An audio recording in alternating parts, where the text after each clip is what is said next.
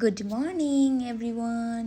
So আমি আজকে একটু আর্লি উঠেছি। সো প্রথমত আমি ফ্রেশ হয়ে আধা লিটার পানি খেয়ে নেব। আর অলওয়েজ আমি ঘুমের থেকে ওঠার পর আধা লিটার করে পানি খাই। সো তারপর নাস্তা করব।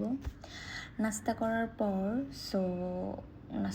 পর আমি আধা ঘন্টা 1 ঘন্টা পর আমি সালাদ খাবো, যেহেতু আমি ডায়েটে আছি। সালাদ খুবই দরকার। তারপর লাঞ্চ টাইমে আমি কী খাবো, সো এটা চিন্তা করতেছি। সো ভাবতেছি কি খাওয়া যায়। সো আমি নাস্তায় যেহেতু ব্রেড রেখেছি আজকে, সো আমি আজকে লাঞ্চেও ব্রেড আইটেমে কিছু খাবো।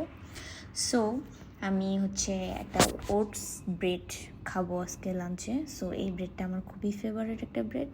সো আমি এটা অনেক পছন্দ করি। সো এটা আমি নিয়ে এসেছি কালকে। সো এটা বের করে নিয়েছি। সো এটা দেখতেও যেরকম সুন্দর, আর এটা খেতেও খুবই মজা। আর এটা একটা ডায়েট ওটস ব্রেড বলা যায়। সো এটা খেতে পারবেন আপনারা সবাই। সো এটা খুবই মজা। সো তারপর এটার সাথে আমি একটা বিটরুট জুস তৈরি করে নিচ্ছি। সো এই জুসটা আমার নিজের হাতে করা। সো আমি বিটরুট জুস সো আমি প্রতিদিনের মতো সন্ধ্যায় একটু হাঁটতে বের হয়েছি। সো হেঁটে দেন পরে বাসায় যাব।